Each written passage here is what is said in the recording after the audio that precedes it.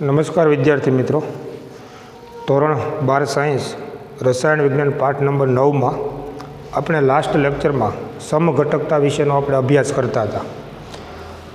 સવર્ગ સંયોજનોમાં જોવા મળતી જે સમઘટકતા છે એને આપણે બે વિભાગની અંદર વિભાજિત કરેલી હતી. અવકાશીય અથવા વિન્યાસ સમઘટકતા અને બીજો પ્રકાર હતો એ હતું બંધારણીય સમઘટકતા.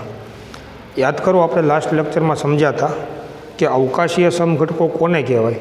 તો જેના રાસાયણિક સૂત્રો સમાન હોય, બંધારણીય સૂત્રો પણ સમાન હોય, કારણ કે રાસાયણિક બંધન સમાન હોય એટલે બંધારણીય સૂત્ર પણ સમાન હોય, પરંતુ મધ્યસ્થ પરમાણુ કે સંક્રાંતિ ધાતુ આયનની આસપાસ સવર્ગ સહસંયોજક બંધથી જે લિગેન્ડ જોડાયેલા છે એની દિશાકીય ગોઠવણી જુદી જુદી હોવાથી જે સમઘટકો ઉત્પન્ન થાય છે એને આપણે અવકાશીય સમઘટકો તરીકે ઓળખીએ છીએ. બંધારણીય સમઘટકો કોને કહેવાય મિત્રો? તો આપણે એની વાત સમજ્યા હતા કે જેમાં માત્ર રાસાયણિક સૂત્રો સમાન હોય પરંતુ બંધારણીય સૂત્રો સમાન ન હોય. અને બંધારણીય સૂત્રો સમાન ન હોવાનું કારણ રાસાયણિક બંધ ભિન્ન હોય છે અથવા રાસાયણિક બંધ સમાન નહીં હોય. જો બંધારણીય સૂત્ર જ્યારે બદલાશે ત્યારે એ સંકીર્ણ સંયોજનનું IUPAC નામ પણ બદલાશે. જ્યારે અવકાશીય સમઘટકોમાં તમે વિચારો કે રાસાયણિક સૂત્ર સમાન છે, બંધારણીય સૂત્ર પણ સમાન છે, માત્ર ને માત્ર અવકાશીય ગોઠવણી જુદી જુદી હોવાથી જે સમઘટકો ઉત્પન્ન થાય છે એને આપણે અવકાશીય સમઘટકો તરીકે ઓળખીએ છીએ. આવી અવકાશીય ગોઠવણીની દિશાઓ જુદી જુદી જો હોય તો પણ એના કેટલાક ભૌતિક અને રાસાયણિક ગુણધર્મો છે એમાં જુદાપણું જોવા મળે છે અને એટલે જ આ પ્રકારના સમઘટકોના અભ્યાસને ધ્યાનમાં લેવું પડે છે. પરંતુ અહીંયા આગળ તમે વિચારજો કે અવકાશીય સમઘટકો ગમે તે હોય પરંતુ એનું બંધારણ બદલાતું નથી, રાસાયણિક બંધ જે છે એ બદલાતો નથી, અને એટલા માટે એના IUPAC નામ તમે આપો તો એ પણ સમાન જ હોય. દાખલા તરીકે તમે યાદ કરો કે ગઈકાલે આપણે ભૌમિતિક સમઘટકો આપણે સમજ્યા હતા સમતલીય સમચોરસ સંકીર્ણ સંયોજનોમાં અને અષ્ટફલકીય સંકીર્ણ સંયોજનોમાં. એ એક પ્રકારના અવકાશીય સમઘટકો હતા જેના રાસાયણિક સૂત્રો સમાન છે, એના બંધારણીય સૂત્રો પણ સમાન છે અને એટલે એના IUPAC નામ પણ સમાન થશે. માત્ર ને માત્ર મધ્યસ્થ પરમાણુ કે ધાતુ આયનની આસપાસ જે લિગેન્ડ અથવા તો સમૂહો જે ગોઠવાયેલા છે એની દિશાકીય ગોઠવણી માત્ર જુદી જુદી હોવાથી એને આપણે અવકાશીય સમઘટકો તરીકે ઓળખીએ છીએ. તો એના બે પ્રકાર આપણે પાડ્યા હતા, ભૌમિતિક સમઘટકતા અને પ્રકાશીય સમઘટકતા. તો એમાંથી ગઈકાલે આપણે ભૌમિતિક સમઘટકતા વિશે આપણે સમજ્યા હતા. તમને એ પણ આપણે સમજાવ્યું હતું કે સવર્ગાંક 4 ધરાવતા સમતલીય સમચોરસ સંકીર્ણ સંયોજનમાં અને સવર્ગાંક 6 ધરાવતા અષ્ટફલકીય સંકીર્ણ સંયોજનમાં જ ભૌમિતિક સમઘટકતા છે એ જોવા મળે છે. ખાસ યાદ રાખવાનું કે સમચતુષ્ફલકીય સંકીર્ણ સંયોજનોમાં ભૌમિતિક સમઘટકતા ઉદ્ભવશે નહીં, અને એનું કારણ એ છે કે એમાં 4 બંધથી જોડાયેલા જે લિગેન્ડ છે એ 4 લિગેન્ડની એકબીજાની સાપેક્ષે દિશાકીય ગોઠવણી સમાન હોય. તમે વિચારો કે સમચતુષ્ફલકીય ભૌમિતિક આકારમાં બંધકોણ 109 અંશ ને 28 કલા હોય તો મધ્યસ્થ પરમાણુની આસપાસ જોડાયેલા જે 4 સમૂહો કે લિગેન્ડ જે છે એની એકબીજાની સાપેક્ષ સ્થાન સમાન હોય છે અને એટલા માટે તેમાં ભૌમિતિક સમઘટકતા છે એ ઉદ્ભવતી નથી. તો ભૌમિતિક સમઘટકતા ખાસ કરીને સવર્ગાંક 4 ધરાવતા હોય તેવા સમતલીય સમચોરસ સંકીર્ણમાં અને સવર્ગાંક 6 ધરાવતા હોય તેવા અષ્ટફલકીય સંકીર્ણ સંયોજનોમાં ભૌમિતિક સમઘટકતા ઉદ્ભવે છે, જેના આપણે ઉદાહરણો સાથે આપણે ગઈકાલે એની સમજૂતી મેળવી હતી. આજે આપણે બીજા પ્રકારની અવકાશીય સમઘટકતા છે એને આપણે સમજવાનું છે, અને આ જે બીજા પ્રકારની જે અવકાશીય સમઘટકતા છે એને આપણે પ્રકાશીય સમઘટકતા તરીકે આપણે ઓળખીએ છીએ. પ્રકાશીય સમઘટકતા ઇંગ્લિશમાં તેને ઓપ્ટિકલ આઇસોમેરિઝમ તરીકે ઓળખવામાં આવે.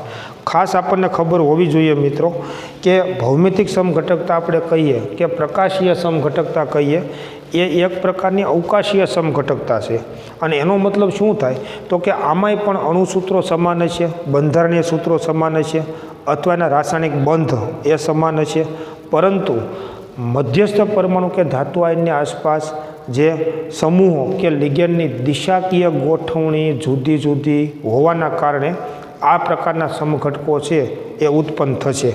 અત્યારે આને આપણે પ્રકાશીય સમઘટકતા ઓપ્ટિકલ આઇસોમેરિઝમ એટલા માટે કહીએ છીએ કે જો આવી દિશાકીય ગોઠવણી જુદી જુદી દિશામાં હોય તો એના કારણે સમતલ ધ્રુવીભૂત પ્રકાશના પરિભ્રમણમાં પણ ફેરફાર જોવા મળે છે, અને એટલે આ પ્રકારના સમઘટકોને પ્રકાશીય સમઘટકતા કે પ્રકાશીય સમઘટકો તરીકે ઓળખવામાં આવે છે. આપણે જોઈશું કે જુદી જુદી દિશાઓમાં જો લિગેન્ડ કે સમૂહોની ગોઠવણી હોવાના કારણે એમાંથી તમે જો સમતલ ધ્રુવીભૂત પ્રકાશ પસાર કરો તો કેટલાક ગોઠવણી ધરાવતા સંકીર્ણ સંયોજનો એ સમતલ ધ્રુવીભૂત પ્રકાશનું ડાબી દિશામાં પરિભ્રમણ કરે, તો કેટલાક સંકીર્ણ સંયોજનોની ગોઠવણી ધરાવતા સંયોજનો એ સમતલ ધ્રુવીભૂત પ્રકાશનું જમણી દિશામાં પરિભ્રમણ કરતા હોય છે.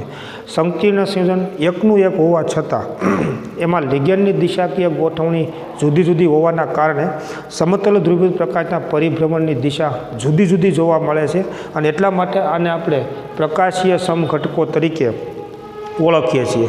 તમે મિત્રો યાદ કરો કે ઓર્ગેનિક કેમેસ્ટ્રીમાં તમે હેલો આલ્કેન હેલો એરિન સંયોજનોમાં પ્રકાશીય સમઘટકો વિશે તમે સમજ્યા છો.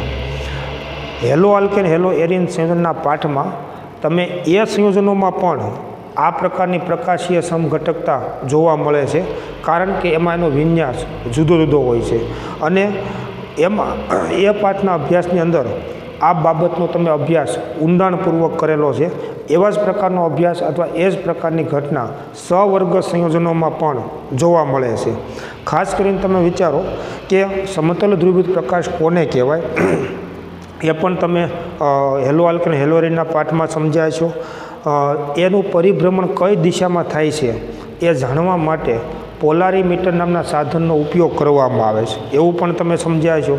એટલે જ્યારે કોઈ પણ સંયોજન અને એનું બંધારણ કે એની ગોઠવણી સમતલ ધ્રુવીભૂત પ્રકાશનું કઈ દિશામાં પરિભ્રમણ કરે છે એ જાણવા માટે પોલારીમીટર નામના સાધનનો ઉપયોગ કરી અને એનું પરિભ્રમણની દિશા છે એ જાણી શકાય છે. પરંતુ આ પ્રકારના જે સમઘટકો છે એમાં કેવો સંબંધ હોય, તો વસ્તુ પ્રતિબિંબ સંબંધ સંકળાયેલો હોય. કોઈ એક મૂળ વસ્તુ અને તમે એનું પ્રતિબિંબ તમે લ્યો તો એના જેવો સંબંધ છે ને આ પ્રકારના સમઘટકોમાં સંકળાયેલો હોય.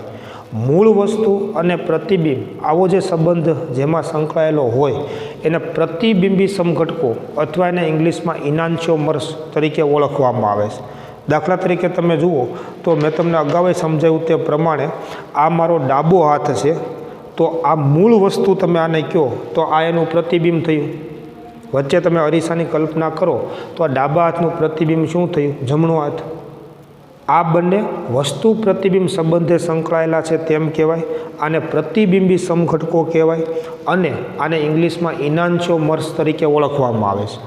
આમાં તમે જુઓ કે આ બંને આવું, હવે માની લો કે હવે આમાં ફેર શું છે, તો તમે જુઓ બંનેના બંધારણ સરખા છે, તમે જોઈ શકો છો, પરંતુ અંગૂઠાની દિશા આમાં જે દિશામાં છે એના કરતાં આ સમઘટકમાં અંગૂઠાની દિશા વિરુદ્ધ દિશામાં છે. ટચલી આંગળીની દિશા આમાં જે છે એના કરતાં જમણા હાથમાં ટચલી આંગળીની દિશા એકબીજાની વિરુદ્ધ દિશામાં છે. એટલે આ બંને આરસી પ્રતિબિંબો કહેવાય, અરીસાના પ્રતિબિંબો. જેને આપણે પ્રકાશીય સમઘટકો વિશેની જે આપણે વાત કરવાની છે એ ખરેખર આરસી પ્રતિબિંબો છે કે જેને આપણે એકબીજા ઉપર અધ્યારોપિત કરી શકતા નથી. માનો કે તમે આને આના ઉપર ગોઠવો તો એકબીજા ઉપર ગોઠવી શકાશે નહીં, કારણ કે ટચલી આંગળી ઉપર અંગૂઠો આવશે ને અંગૂઠા ઉપર ટચલી આંગળી આવશે, કારણ કે બંનેની દિશાઓ જુદી છે, તમે જોઈ શકો છો. આવો પ્રકારનો સંબંધ જો કોઈ સવર્ગ સંયોજનોમાં કે અન્ય કોઈ પણ સંયોજનોમાં જે તમે હેલો આલ્કેન હેલો એરિનમાં તમે સમજ્યા છો મિત્રો, જો આવો સંબંધ જોવા મળે ગોઠવણીની બાબતમાં તો એને એકબીજાના પ્રકાશીય સમઘટકો ઓપ્ટિકલ આઇસોમર્સ તરીકે ઓળખવામાં આવે છે. જ્યારે આ તો હું તમને એક મારા હાથનું ઉદાહરણ આપીને તમને સમજાવું છું કે આ બંને વસ્તુ પ્રતિબિંબ સંબંધે સંકળાયેલા છે તેમ કહી શકાય. અને મૂળ વસ્તુ કયો તો આ એનું પ્રતિબિંબ છે અને આને આપણે એકબીજા ઉપર અધ્યારોપિત કરી શકતા નથી. તમને એમ થાય કે આવી રીતે આમ કરીએ તો થઈ જાય, પણ તો તમે દિશા બદલી નાખી કહેવાય. અંગૂઠાની અને ટચલી આંગળીની દિશા બદલ્યા સિવાય તમે એકબીજા ઉપર તમે ગોઠવશો તો એકબીજા ઉપર ગોઠવી શકાશે નહીં, અધ્યારોપિત કરી શકાશે નહીં.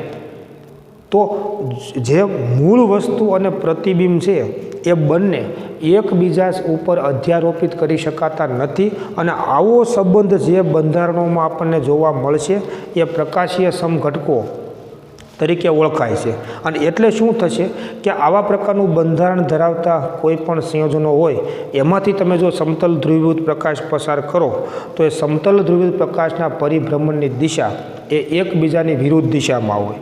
જો કોઈ એક સમઘટક સમતલ ધ્રુવીભૂત પ્રકાશનું જમણી દિશામાં પરિભ્રમણ કરે તો બીજો સમઘટક એટલા જ અંશે ડાબી દિશામાં પરિભ્રમણ કરશે.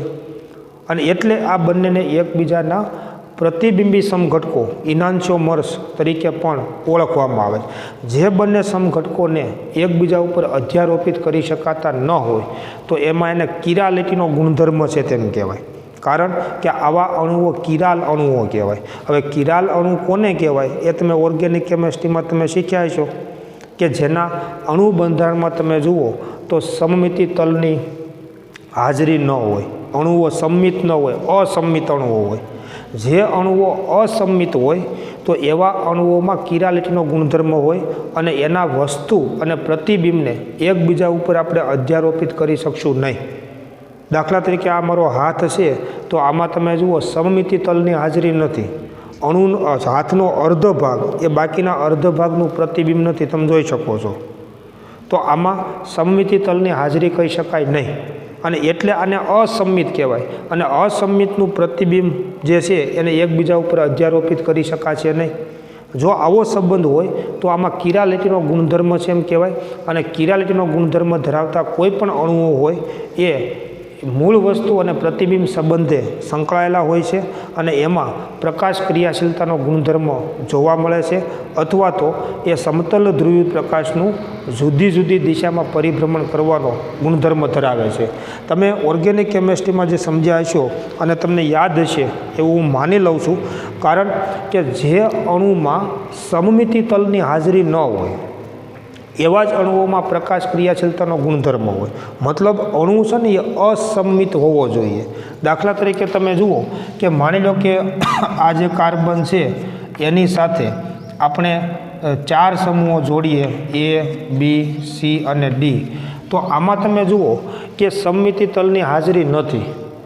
પણ આમ હું લખું, માની લો કે આ જે કાર્બન છે એની સાથે 2 સમૂહ માની લો કે સમાન છે B પ્રકારના. તો થયું શું, તમે જુઓ કે અણુનો અર્ધ ભાગ એ બાકીના અર્ધ ભાગનું પ્રતિબિંબ કહેવાય. તો આને સમમિતિ તલની હાજરી કહેવાય. આવા સમમિતિ તલની જો હાજરી હશે તો આનું પ્રતિબિંબ એના જેવું જ થશે, તમે જોઈ શકશો.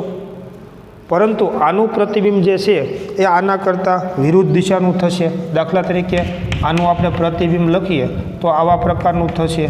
બરાબર, આ એનું પ્રતિબિંબ થયું. અને આને એકબીજા ઉપર અધ્યારોપિત કરી શકાશે નહીં.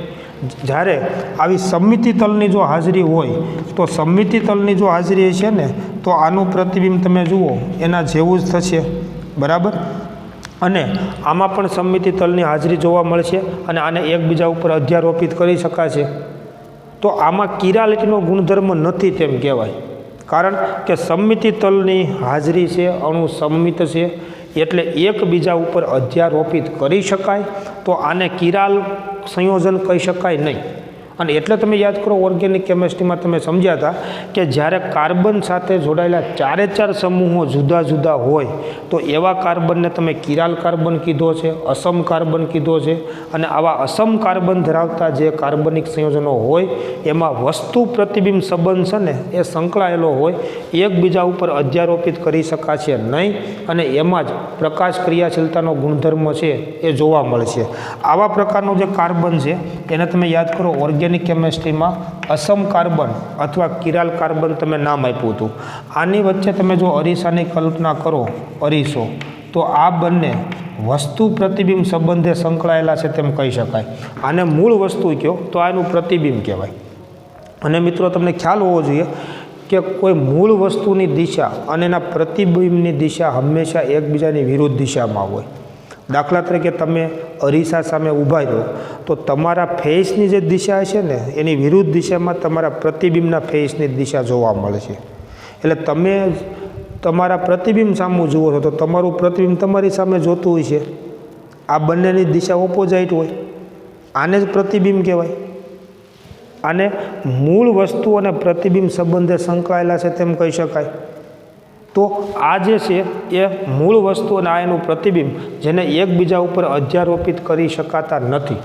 પરંતુ જો આવી સમમિતિ તલની હાજરી હોય, અણુ સમમિત હોય, તો આમાં મૂળ વસ્તુ અને પ્રતિબિંબ જેવો સંબંધ હોતો નથી અને એટલે એને એકબીજા ઉપર અધ્યારોપિત કરી શકાય છે.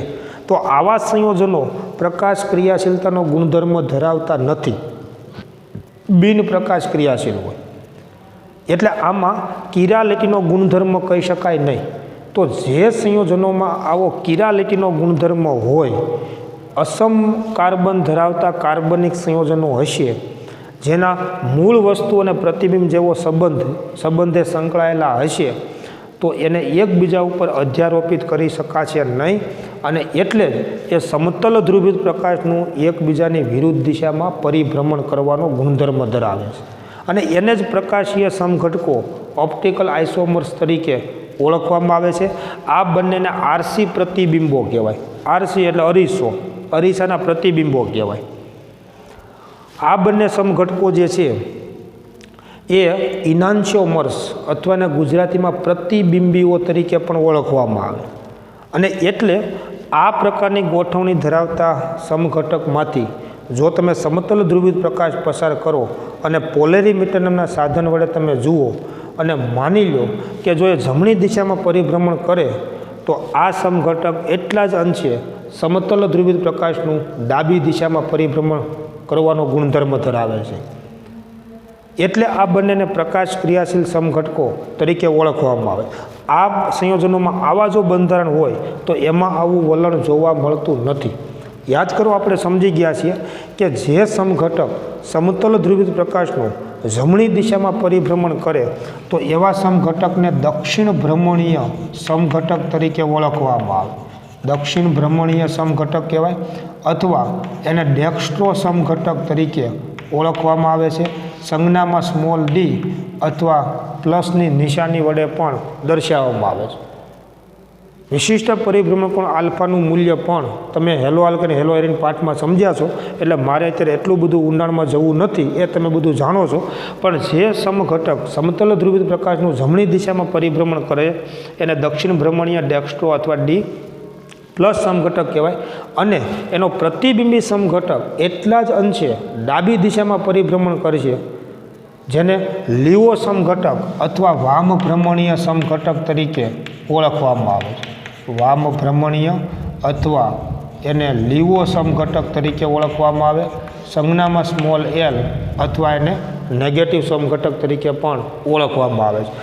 માની લો કે જો આ સમઘટક વામ ભ્રમણીય હોય તો આ ડેક્સ્ટ્રો સમઘટક હોય, દક્ષિણ ભ્રમણીય હોય.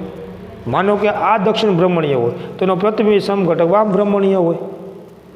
જે સમઘટક સમતલ ધ્રુવિત પ્રકાશનું પરિભ્રમણ જમણી દિશામાં કરે તો ડેક્સ્ટ્રો દક્ષિણ ભ્રમણીય અને ડાબી દિશામાં પરિભ્રમણ કરે તો વામ ભ્રમણીય લીવો સમઘટક કહેવાય. મૂળ વસ્તુ અને પ્રતિબિંબ આ જે સંબંધ છે એનો મતલબ કે આ સમઘટક જેટલા અંશે જમણી દિશામાં પરિભ્રમણ કરશે ને તો એટલું જ પરિભ્રમણ આ સમઘટક ડાબી દિશામાં કરશે. બંનેના પરિભ્રમણના મૂલ્યો સરખા હોય પણ ઓપોઝાઇટ, દિશા ઓપોઝાઇટ હોય અને તો જ એને વસ્તુ પ્રતિબિંબ સંબંધે સંકળાયેલા છે તેમ કહી શકાય. ઘણી બધી વખત આ ડેક્સ્ટ્રો અને લીવોનું જો તમે સપ્રમાણ મિશ્રણ કરો તો પરિણામી અસર શૂન્ય થશે, એ બિનપ્રકાશ ક્રિયાશીલ બનશે. અને એને તમે યાદ કરો કે આપણે રેસેમિક મિશ્રણ તરીકે પણ ઓળખીએ છીએ, ડીએલ મિશ્રણ પણ કહી શકાય. કે ડેક્સ્ટ્રો અને લીવો સમઘટકોનું જે સપ્રમાણ મિશ્રણ છે એને રેસેમિક મિશ્રણ તરીકે પણ આપણે ઓળખીએ છીએ. વાત હવે એ સમજવાની છે કે આના જેવું બંધારણ કિરાલિટીનો ગુણધર્મ ધરાવતું બંધારણ જો સવર્ગ સંયોજનોમાં જોવા મળે તો એ સવર્ગ સંયોજનો પણ પ્રકાશ ક્રિયાશીલતાનો ગુણધર્મ ધરાવે છે. એ પણ સમતલ દ્વિવિધ પ્રકાશનું ડાબી અથવા જમણી દિશામાં પરિભ્રમણ કરે છે. ખાસ કરીને તમે જુઓ તો દ્વિદંતીય લિગેન્ડ ધરાવતા જે કિલેટ સંયોજનો છે એ સમતલ દ્વિવિધ પ્રકાશનું પરિભ્રમણ કરી શકે છે અને એમાં પ્રકાશ ક્રિયાશીલતાનો ગુણધર્મ જોવા મળે છે. કેવા સંયોજનો ખાસ સમજો. એકદંતીય લિગેન્ડ જોડાયેલા હશે તો એમાં આ પ્રકારનો ગુણધર્મ જોવા નહીં મળે, પરંતુ દ્વિદંતીય લિગેન્ડ ધરાવતા કિલેટ સંયોજનો જે હશે ને એમાં આ પ્રકારની પ્રકાશીય સમઘટકતાનો ગુણધર્મ જોવા મળે છે અને એ પણ અષ્ટફલકીય સંકીર્ણ સંયોજનોમાં. તો દ્વિદંતીય લિગેન્ડ ધરાવતા અષ્ટફલકીય સંકીર્ણ સંયોજન જે છે એમાં દ્વિદંતીય લિગેન્ડ ધરાવતા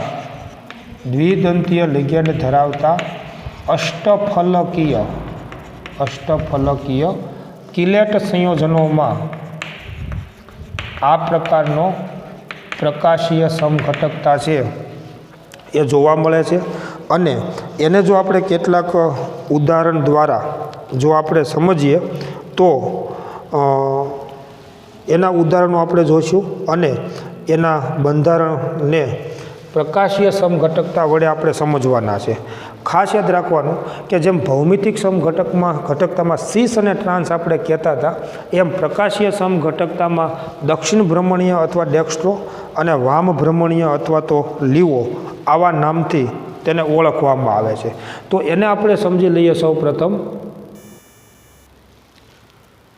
તો મિત્રો આપણે જે એના ઉદાહરણો સમજવાના છે એની જો આપણે વાત કરીએ તો આ પ્રકારના પ્રકાશીય સમઘટકોની અંદર પહેલું એક ઉદાહરણ આપણે આવું સમજીએ કે COEN થ્રાઇસ +1.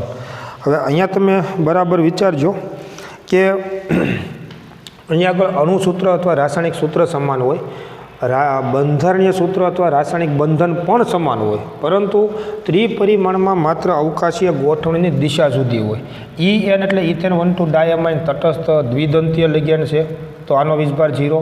તો કોબાલ્ટનો ઓક્સિડેશન આંક જે છે એ થશે +1. અહીંયા આગળ આપણે +3 વીજભાર છે, તો કોબાલ્ટનો ઓક્સિડેશન આંક થશે +3. હવે જુઓ કે ઇથેન 1,2 ડાયમાઇન, હવે તમે આનું IUPAC નામ પણ જાણો છો અને હું લખી દઉં પહેલાં સૌ પ્રથમ કે tris ethane 1,2 diamine, tris ethane 1,2 diamine cobalt 3 ion, બરાબર. આ એનું IUPAC નામ થયું. હવે તમે જુઓ કે અષ્ટફલકીય સંકીર્ણ છે અને ખાસ મેં તમને કીધું તેમ કે દ્વિદંતીય લિગેન્ડ ધરાવતા અષ્ટફલકીય કિલેટ સંયોજનોમાં જ આ પ્રકારની પ્રકાશીય સમઘટકતા છે એ જોવા મળશે. કોબાલ્ટ સાથે કુલ 6 બંધ અષ્ટફલકીય રીતે બનશે અને એના સ્થાન કેવી રીતે હોય એ તમે જાણો છો. 2 બંધ કોઈપણ એક લિગેન્ડ દ્વારા સંતોષાય છે.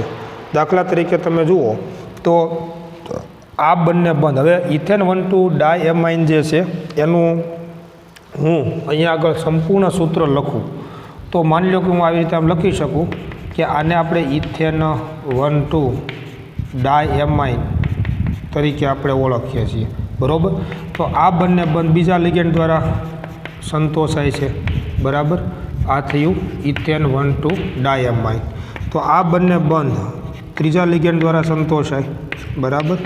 CH2 અને CH2. હવે આના પરનો વીજભાર +3 છે, જેને આ રીતે પણ લખવાની રીત છે. જો એક આ પ્રકારની ગોઠવણી કે એનો વિન્યાસ થયો. આનો પ્રતિબિંબી સમઘટક, અહીંયા આગળ તમે અરીસાની કલ્પના કરો કે આ અરીસો છે, તો આનો પ્રતિબિંબી સમઘટક આપણને કેવો મળે છે? તો આ કોબાલ્ટ સંક્રાંતિ ધાતુ આયન 6 બંધની દિશાકીય ગોઠવણી આપણે જેમ સમજીએ છીએ તે પ્રમાણે આ રીતે આમ જ હોય. પણ જુઓ કે આનો પ્રતિબિંબી સમઘટક જે છે ને એ આવા પ્રકારનો મળશે કે અહીંયા આગળ એક લિગેન્ડ જોડાયેલો છે ઇથેન 1,2 ડાયમાઇન. બીજા બે લિગેન્ડ આ બે સંયોજકતા વડે સંતોષાય છે ઇથેન 1,2 ડાયમાઇન, અને બાકીના બે લિગેન્ડ છે સૂર્યક લિગેન્ડ એ આ બે બંધને સંતોષે છે. બરાબર. જો અને આના ઉપર 3 એકમ જેટલો ધન વીજભાર છે. તમે જુઓ કે આ મૂળ વસ્તુ છે તો આ એનું પ્રતિબિંબ થયું, અને આને આપણે એકબીજા ઉપર અધ્યારોપિત કરી શકતા નથી. અને એટલે જો આ સમઘટક સમતલ ધ્રુવિત પ્રકાશનું જમણી દિશામાં પરિભ્રમણ કરે તો આને ડેક્સ્ટ્રો સમઘટક કહીએ. તો આ એનો વામ ભ્રમણીય અથવા તો લીવો સમઘટક તરીકે ઓળખી શકાય. બરાબર. અહીંયા મેં નામ આપ્યા છે કે દક્ષિણ ભ્રમણીય કયો, ડેક્સ્ટ્રો કયો, સંજ્ઞામાં D+ કયો, વામ ભ્રમણીય કયો, લીવો કયો, સંજ્ઞામાં L- કયો. આ બંને વાત સમાન છે.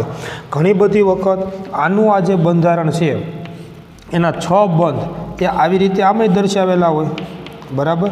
જો માનો કે એક ઇથેન 1,2 ડાયમાઇન અહીંયા બંધ બનાવે છે, એક લિગેન્ડ આની સાથે આ બંધ, બે બંધ બનાવે છે, એક લિગેન્ડ આ બે બંધ બનાવે છે. આમ દર્શાવી શકાય. બરાબર. તો ખાસ સમજજો કે તમે આમ દર્શાવો કે આમ દર્શાવો એ વાત સમાન છે. આ અરીસો તમે કલ્પના કરો અને એનું પ્રતિબિંબી સમઘટક કેવો થાય તો 6 બંધની દિશાકીય ગોઠવણી તો આ રીતે આમ જ હોવાની. બરાબર. પણ એનો પ્રતિબિંબી સમઘટક તમે જુઓ તો એક બંધ અહીંયા આ બે બંધ બનાવશે, એક લિગેન્ડ આ બે બંધ બનાવશે, અને એક લિગેન્ડ આ બે બંધ છે એ બનાવશે, અને આનો વીજભાર થશે +3. વિચારજો. બરાબર કે તમે આમ દર્શાવો કે આમ દર્શાવો વાત સમાન છે. જો આ સમતલ ધ્રુવિત પ્રકાશનું જમણી દિશામાં પરિભ્રમણ કરે તો આ બંધારણ સમતલ ધ્રુવિત પ્રકાશનું ડાબી દિશામાં પરિભ્રમણ કરે છે, અને એટલે વસ્તુ પ્રતિબિંબ સંબંધે સંકળાયેલા છે. આવા પ્રકારની જો અવકાશીય ગોઠવણીની દિશાઓ જુદી હોવાના કારણે આ બંનેને એકબીજાના પ્રકાશીય સમઘટકો તરીકે તેને ઓળખવામાં આવે છે. એવી જ રીતે માની લો કે એક બંધારણ આપણે જોઈએ કે સંક્રાંતિ ધાતુ આયન સાથે એક આવા પ્રકારનું બંધારણ છે એ અહીંયા આગળ હું દર્શાવું છું, અને એના પણ આવા બંને પ્રકારના આપણે ડેક્સ્ટ્રો અને લીવો સમઘટકના બંધારણો છે એ હું દર્શાવું છું. માની લો કે ક્રોમિયમ આવા પ્રકારનું એક બંધારણ છે, ક્રોમિયમ C2O4 થ્રાઇસ -3 આવું એક સંકીર્ણ છે. અને તમે જોજો કે મેં જે આનું IUPAC નામ આપ્યું એ આ બંનેને લાગુ પડશે, કેમ કે રાસાયણિક બંધન તો સમાન હશે બધામાં, માત્ર દિશાકીય ગોઠવણી જુદી છે. આ જુઓ આનો વીજભાર -6 તો ક્રોમિયમનો ઓક્સિજન +3 નામ થશે ટ્રાય ઓક્ઝેલેટો ક્રોમિયમ 3 આયન. હવે આપણે આનું પ્રકાશીય સમઘટકો જો આપણે લખીએ તો ક્રોમિયમ સાથે કુલ 6 બંધ એ તો નિયમ પ્રમાણે છે આ પ્રમાણે. બરાબર. એક લિગેન્ડ 2 બંધ બનાવશે, કેમ કે ઓક્ઝેલેટ લિગેન્ડ છે એ પણ દ્વિદંતીય લિગેન્ડ છે, તમે જાણો છો. અને હું એનું આખું સૂત્ર લખું ઓક્ઝેલેટ લિગેન્ડનું, એ લખેલું છે C2O4, તો હું આમે કહી શકું કે આ ઓક્સિજન અને એક આ ઓક્સિજન, કેમ કે C2O4 એટલે તમે જાણો છો કે કાર્બન સાથે આ પ્રમાણે અને દ્વિબંધી ઓક્સિજન જોડાયેલો હોય છે. આની પાસે એક વધારાનું યુગ્મ હોય છે અને એક એકમ ઋણ વીજભાર પણ હોય છે. આને આપણે ઓક્ઝેલેટ લિગેન્ડ તરીકે ઓળખીએ છીએ. તો બીજો એક લિગેન્ડ છે આની સાથે બંધ બનાવશે. બરાબર. કે આ કાર્બન દ્વિબંધી ઓક્સિજન, આની સાથે દ્વિબંધી ઓક્સિજન, આ બંને ઓક્સિજન પાસે એક વધારાનું યુગ્મ હોય અને એક એકમ ઋણ વીજભાર હોય. તો એક ઓક્ઝેલેટ લિગેન્ડ આની સાથે બંધ બનાવશે. બરાબર. કાર્બન સાથે દ્વિબંધી ઓક્સિજન, આની પાસે યુગ્મ એક એકમ ઋણ વીજભાર, યુગ્મ એક એકમ ઋણ વીજભાર, અને આખા ઉપર વીજભાર -3 આવશે. હવે આનું તમે જો વસ્તુ પ્રતિબિંબ સમઘટક તમે લ્યો તો અહીંયા તમે અરીસાની કલ્પના કરો, અરીસો, તો આ મૂળ વસ્તુ છે તો એનું પ્રતિબિંબ કેવું થશે? તો માની લો કે આ ક્રોમિયમ છે, તો ક્રોમિયમ સાથે કુલ 6 બંધ અષ્ટફલકીય રીતે તો હોય જ, જે આપણે જાણીએ છીએ. તો 2 બંધ જે છે એ એક આ લિગેન્ડ દ્વારા બનશે આ પ્રમાણે. આમ બાકીના બે બંધ છે એ આ લિગેન્ડ દ્વારા બનશે, દ્વિબંધથી ઓક્સિજન, અને બાકીના બે બંધ છે એ આ લિગેન્ડ દ્વારા બનશે, બરાબર. તો તમે જુઓ કે આ પ્રમાણે, અને આના ઉપર પણ વીજભાર -3 છે. તો તમે જુઓ કે ટ્રાય ઓક્ઝેલેટો ક્રોમિયમ 3 આયન આ એક પ્રકારની અવકાશીય ગોઠવણી, અને આ એનો પ્રતિબિંબી સમઘટક થયો. જો તમે આને એકબીજા ઉપર અધ્યારોપિત કરશો તો અધ્યારોપિત કરી શકાશે નહીં, અને એટલે આમાં પ્રકાશીય સમઘટકતા જોવા મળે છે. જો આ સમતલ ધ્રુવિત પ્રકાશનું જમણી દિશામાં પરિભ્રમણ કરે તો ડેક્સ્ટ્રો અથવા દક્ષિણ ભ્રમણીય સમઘટક, તો આ એટલા જ અંશે ડાબી દિશામાં પરિભ્રમણ કરશે તો વામ ભ્રમણીય અથવા એને લીવો સમઘટક તરીકે ઓળખી શકાય. આવી જ રીતે એક આપણે ત્યાર પછીનું ઉદાહરણ જોઈએ કે જેમાં આવો પ્રકાશીય ગુણધર્મ જોવા મળે છે, એને આપણે સમજીએ. અને તમે મિત્રો એ પણ સમજ્યો કે ઘણી બધી વખત કેટલાક સંયોજનો એવા હોય કે જેમાં પ્રકાશીય સમઘટકતા અને ભૌમિતિક સમઘટકતા બંને જોવા મળતી હોય, બરાબર. એવું બની શકે, તો આપણે એને ધ્યાનમાં લઈશું. દાખલા તરીકે તમે જુઓ કે એક આવું સંયોજન છે કે પ્લેટિનમ Cl2 અને લિગેન્ડ તરીકે ઇથેન 1,2 ડાયમાઇન, આવું એક સંકીર્ણ છે મિત્રો, અને +2 વીજભાર છે. તો આમાં તમે જુઓ શું થયું કે પ્લેટિનમ છે એ સંક્રાંતિ ધાતુ છે, આનો વીજભાર 0, ક્લોરિનનો વીજભાર -2, તો પ્લેટિનમનો ઓક્સિડેનાંક થશે +4, બરાબર. હવે સૌપ્રથમ તમે નિયમ પ્રમાણે પહેલાં નામ આપી દો. તો ડાયક્લોરાઇડો, પછી બીસ ઇથેન 1,2 ડાયમાઇન, ઇથેન 1,2 ડાયમાઇન, પ્લેટિનમ 2 આયન, આવું એનું મિત્રો IUPAC નામ થયું. હવે અહીંયા તમે જુઓ કે આ અષ્ટફલકીય સંકીર્ણ છે, કેમ કે કુલ સવર્ગ સહસંયોજક બંધ 6 બને છે, તો તમે જોઈ શકો છો. પરંતુ X પ્રકારના 2 લિગેન્ડ અને L પ્રકારના 4 લિગેન્ડ એવા પ્રકારનું સંકીર્ણ થયું, તમે જોઈ શકો છો. અને તમને યાદ હોય તો આમાં આપણે ભૌમિતિક સમઘટકતા પણ સમજ્યા હતા, બરાબર. X પ્રકારના 2 લિગેન્ડ મતલબ MX2L4, આમાં આપણે ભૌમિતિક સમઘટકતા છે એ સમજ્યા હતા. તો પહેલાં એના 2 ભૌમિતિક સમઘટકો મિત્રો હું અહીંયા આગળ દર્શાવું તો અષ્ટફલકીય છે એટલે આ રીતે આમ થશે, બરાબર. જો આ રીતે આમ અષ્ટફલકીય, જો 2 લિગેન્ડ જે છે ક્લોરિન X પ્રકારના એ માનો કે અહીંયા આગળ જોડાયેલા છે, તો બાકીના 2 લિગેન્ડ જે છે ઇથેન 1,2 ડાયમાઇન એ આ 2 બંધ પૂર્ણ કરશે, બરાબર. આ 2 બંધ આખા પરનો વીજભાર છે +2. તો આ જે થયો ને એ સીસ સમઘટક થયો, તમે યાદ કરજો, બરાબર. હું આનો ટ્રાન્સ સમઘટક અહીંયા આગળ દર્શાવું છું, ટ્રાન્સ સમઘટક. તો આ એનો ટ્રાન્સ સમઘટક થયો, અને ટ્રાન્સની તમે વાત યાદ કરો કે આ બંને સમાન લિગેન્ડ સમતલની ઉપર ને સમતલની નીચે, તો બાકીના આ બંને બંધ ઇથેન 1,2 ડાયમાઇન દ્વારા સંતોષાય, તો આ સમઘટક થયો એ ટ્રાન્સ સમઘટક છે. વિચારજો, આ બંને ભૌમિતિક સમઘટકો છે, આ RC પ્રતિબિંબો નથી. હવે આ બેમાંથી તમે જુઓ કે એનો સીસ સમઘટક અને એનો ટ્રાન્સ સમઘટક જે છે એ બેમાંથી કોણ પ્રકાશ ક્રિયાશીલ છે, તો તમને ખ્યાલ આવશે કે આનું પ્રતિબિંબ છે ને એના ઉપર અધ્યારોપિત નહીં કરી શકાય, પરંતુ આના પ્રતિબિંબને તમે અધ્યારોપિત કરી શકશો, કારણ કે આમાં સમમિતિ તલની હાજરી નથી, આમાં સમમિતિ તલની હાજરી છે, તમે જોઈ શકો છો. એટલે આ 2 જે સમઘટકો આપણને મળ્યા સીસ અને ટ્રાન્સ, એમાંથી એનો જે સીસ સમઘટક છે એ પ્રકાશ ક્રિયાશીલતાનો ગુણધર્મ ધરાવે, જેને હું અહીંયા આગળ ફરી વખત લખું છું. આ એનો સીસ સમઘટક થયો કે અહીંયા આગળ બંને ક્લોરિન, આ બંને બંધ ઇથેન 1,2 ડાયમાઇન વડે સંતોષાય આ પ્રમાણે. અને આનો હું હવે પ્રતિબિંબી સમઘટક અહીંયા આગળ હું લખું છું કે 6 બંધ જે છે આ પ્રમાણે. તો આનો પ્રતિબિંબી સમઘટક સમજો, બરાબર. તો આ બંને ક્લોરિનની દિશા આ દિશામાં આવશે, ઇથેન 1,2 ડાયમાઇન લિગેન્ડ અહીંયા જોડાય, આ બંધ પણ ઇથેન 1,2 ડાયમાઇન વડે સંતોષાય.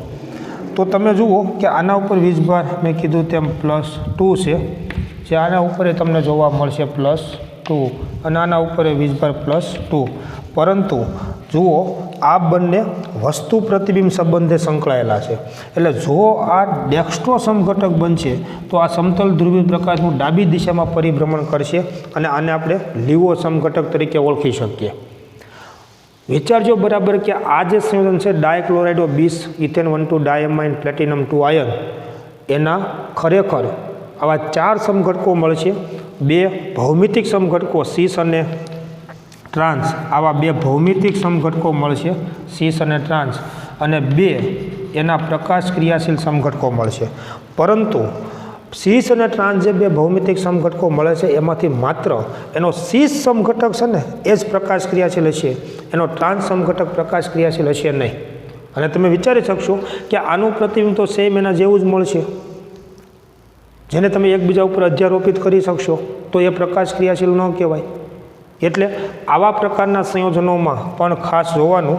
અને એટલે તમે જુઓ કે આ જે સંયોજન મેં અહીંયા આગળ લખ્યું છે એનો સીસ સમઘટક જ માત્ર પ્રકાશ ક્રિયાશીલતાનો ગુણધર્મ છે એ દર્શાવે છે. એનો ટ્રાન્સ સમઘટક એ પ્રકાશ ક્રિયાશીલ નથી.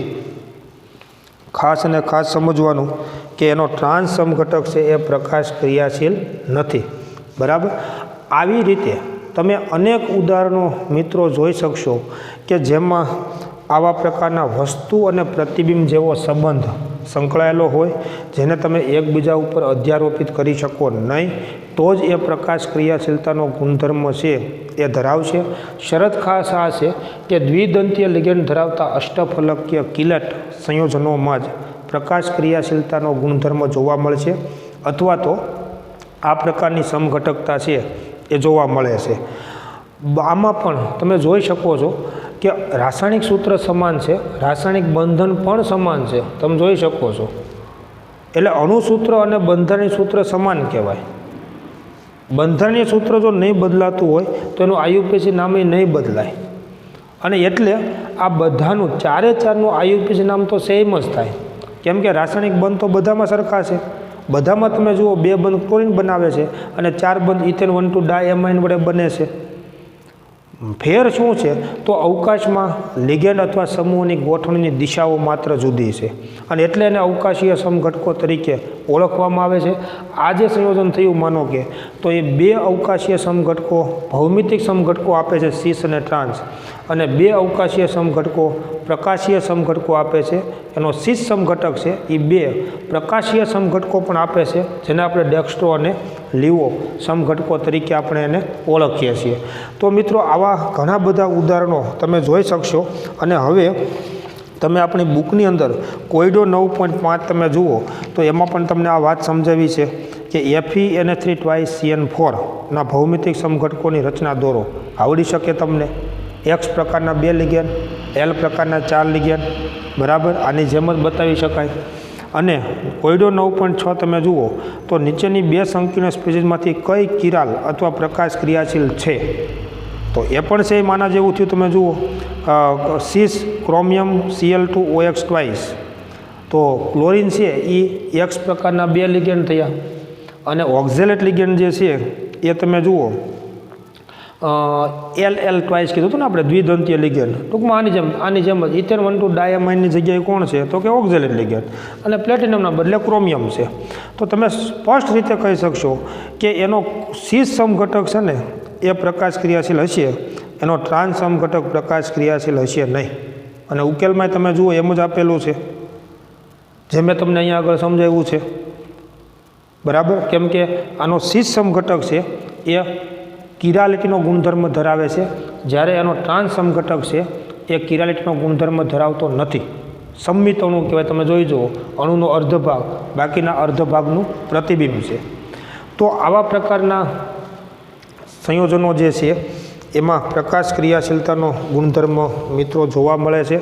આપણે જોકે તમે જ્યારે પ્રકાશ ક્રિયાશીલતા સમજ્યા ત્યારે આ વાતને તમે સમજ્યા છો કે આપણું જે આખું શરીર છે ને એમાં સમમિતિ તલની હાજરી કહેવાય. જો શરીરનો અર્ધ ભાગ એ બાકીના અર્ધ ભાગનું પ્રતિબિંબ છે, એટલે શરીરની રચનામાં સમમિતિ તલની હાજરી કહેવાય. અને એને તમે જુઓ ને તો બાયોલોજીની ભાષામાં દ્વિપાર્શ્વીય શરીર રચના એવું પણ કહેવામાં આવે છે. હાથ છે, હાથ, તો હાથને સંમિત ન કહેવાય. તમે જુઓ, કેમ કે આમાં સમમિતિ તલની હાજરી નથી. તો વિચારજો કે જે અણુઓમાં સમમિતિ તલની હાજરી હોય ને એ પ્રકાશ ક્રિયાશીલ ન હોય. આ જુઓ, અણુનો અર્ધ ભાગ એ બાકીના અર્ધ ભાગનું પ્રતિબિંબ છે, તો આ પ્રકાશ ક્રિયાશીલ ન હોય. કેમ કે આનું પ્રતિબિંબ એના ઉપર અધ્યારોપિત કરી શકાય તેવું હોય. એટલે ખરેખર એમાં વસ્તુ અને પ્રતિબિંબ જેવો સંબંધ નહીં જોવા મળે. તો જેમાં સમમિતિ તલની હાજરી નથી એવા કિરાલ સંયોજનો પ્રકાશ ક્રિયાશીલતાનો ગુણધર્મ ધરાવે છે. એટલે આપણે અત્યારે આ પહેલું અવકાશીય સમઘટકતા સમજ્યા. આનો બીજો પ્રકાર જે છે બંધારણીય સમઘટકતા, એને આપણે સમજવાનું છે. પણ એમાં તમે મિત્રો તમે સમજી શકશો કે રાસાયણિક સૂત્રો જ માત્ર સમાન હશે, બંધારણીય સૂત્રો સમાન હશે નહીં, અને એટલે જ એને બંધારણીય સમઘટકતા તરીકે આપણે ઓળખીએ છીએ. પણ એની વાત આપણે આવતા નેક્સ્ટ લેક્ચરની અંદર જોઈશું. એ નેક્સ્ટ લેક્ચર હવે ક્યારે આવશે તો માની લો કે આજે તમે આ સોમવાર તમે ભણી રહ્યા છો, મંગળવારે તમારે વિડીયો લેક્ચરમાં રજા છે, બુધવારે તમારા લોકોને 6 માસિક પરીક્ષા શરૂ થાય છે. એટલે હવે આનો જે બીજો પ્રકાર છે બંધારણીય સમઘટકતા, એ મિત્રો આપણી 6 માસિક એક્ઝામ પૂર્ણ થયા પછી અને વેકેશન ખુલ્યા બાદ જ્યારે આપણે શરૂ કરીશું ત્યારે આપણે આ બંધારણીય સમઘટકતાને સમજવાની છે અને ત્યારે ભણવાનું છે. હવે તો ક્યાં અટક્યા છે એ પણ તમે ખાસ ધ્યાનમાં રાખજો. ફરી વખત તમને લોકોને 6 માસિક પરીક્ષાઓ માટે બેસ્ટ ઓફ લક, અને દિવાળી અને નવા વર્ષ નૂતન વર્ષ માટે તમને નૂતન વર્ષાભિનંદન. તમો અને તમારા પરિવારજનો બધા હેમખેમ અને કુશળ રહે અને આપણું આરોગ્ય ખૂબ સારું રહે એવી ભગવાનને હું પ્રાર્થના કરું છું. ફરી વખત આપણે એવું ઈચ્છીએ મિત્રો કે દિવાળી પછી વેકેશન ખુલે, આપણા નવા વર્ષના નવા દિવસો એ નવી ઉમંગ, નવા વિચારો અને નવી સ્ફૂર્તા સાથે આપણે ભેગા થઈએ એવું ભગવાનને હું પ્રાર્થના કરું છું. અને આપ સૌ કુશળ હશો. ફરી વખત તમને દીપાવલી અને નૂતન વર્ષાભિનંદન તમોને અને તમારા પરિવારજનોને. Thank you very much.